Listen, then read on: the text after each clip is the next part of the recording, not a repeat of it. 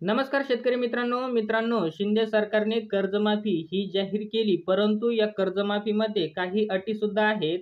तर त्या अटी कोणत्या असतील, या अटीनुसार कोणत्या शेतकऱ्यांचे कर्ज माफ होणार आहे, या अटींमुळे कोणते शेतकरी वंचित राहणार आहे, तर ही सर्व माहिती आपण आज या व्हिडिओच्या माध्यमातून बघणार आहोत. तेव्हा व्हिडिओला कुठेही स्किप करू नका, शेवटपर्यंत नक्की बघा आणि आपण या चॅनलवरती पहिल्यांदा आला असाल तर चॅनलला सबस्क्राईब नक्की करा. मित्रांनो, महाराष्ट्रातील महात्मा ज्योतिराव फुले कर्जमाफीची या योजनेअंतर्गत महाराष्ट्रातील अल्प व अत्यल्प शेतकरी 2 लाख रुपयांपर्यंतच्या कर्जमाफीसाठी अर्ज करू शकतात. या योजनेच्या अंमलबजावणीसाठी राज्य सरकारने 8,000 कोटी रुपयांचे बजेट हे निश्चित केले आहे.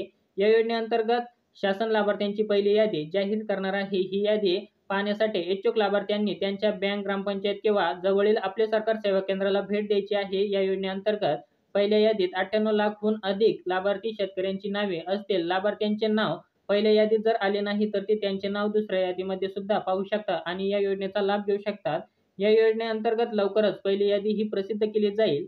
महात्मा ज्योतिबा फुले कर्जमाफी योजनेअंतर्गत राज्यातील शेतकऱ्यांचे 2 लाख रुपयांपर्यंतचे कर्ज महाराष्ट्र शासनाकडून माफ करण्यात येणार आहे. या योजनेअंतर्गत महात्मा ज्योतिबा फुले कर्जमाफी योजनेचा लाभ हा राज्यातील अल्प व अत्यल्प भूधारक शेतकऱ्यांना मिळणार आहे. यासोबतच ऊस, फळे यासह इतर पारंपरिक शेती करणाऱ्या राज्यातील शेतकऱ्यांनाही या महात्मा ज्योतिबा फुले कर्जमाफी योजना 2024 अंतर्गत समाविष्ट केले जाणार आहे.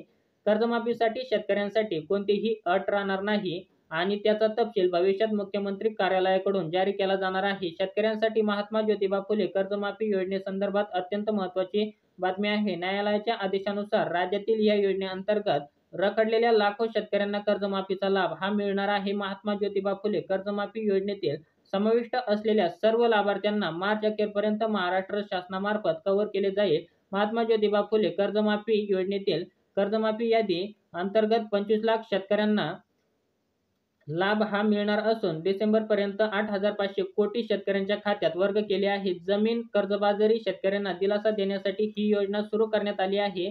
शेतकरी बांधवांनो, तुम्ही घेतलेले जुने कर्ज माफ होण्याचा इशारा वर्तवला जात आहे. महात्मा ज्योतिबा फुले कर्जमाफी योजनेतील उर्वरित पात्र शेतकऱ्यांना कर्जमाफीचा लाभ हा देण्यात येणार असल्याची घोषणा महाराष्ट्र राज्याचे उपमुख्यमंत्री देवेंद्र फडणवीस यांनी हिवाळी अधिवेशनामध्ये घोषणा केली आहे.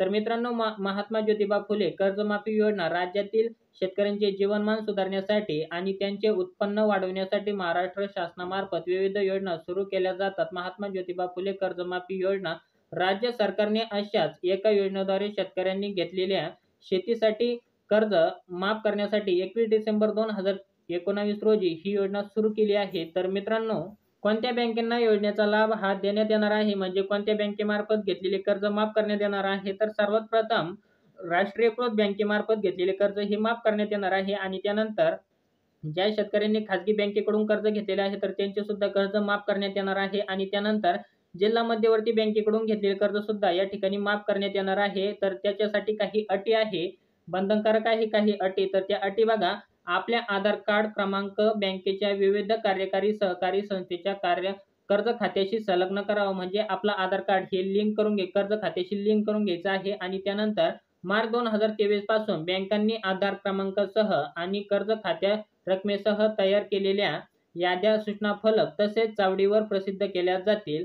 त्यानंतर या याद्यांमध्ये शेतकऱ्यांच्या कर्ज खात्याला विशिष्ट ओळख क्रमांक दिलेला असेल. त्यानंतर शेतकऱ्यांनी आधार कार्ड सोबत आपल्या दिलेल्या विशिष्ट ओळख क्रमांक घेऊन आपले सरकार सेवा केंद्रात जाऊन आपल्या आधार कार्ड क्रमांकांची आणि कर्ज रकमेची पडताळणी करावी आणि त्यानंतर पडताळणीनंतर शेतकऱ्यांना कर्ज रक्कम मान्य असल्यास नियमानुसार कर्जमुक्तीची रक्कम कर्ज खात्यात जमा होईल आणि त्यानंतर कर्ज रकमेबाबत व आधार क्रमांकाबाबत शेतकऱ्यांचे वेगवेगळे म्हणणे असल्यास ते जिल्हाधिकाऱ्यांच्या समितीसमोर मांडले जाईल आणि समिती त्याबाबत निर्णय घेऊन अंतिम कार्यवाही करेल. तर मित्रांनो, आपल्याला हा छोटासा व्हिडिओ आवडला असेल तर चॅनलला लाईक, शेअर, सबस्क्राईब नक्की करा. आपण असेच नवीन अपडेट घेऊन येत असतो. जय हिंद, जय महाराष्ट्र.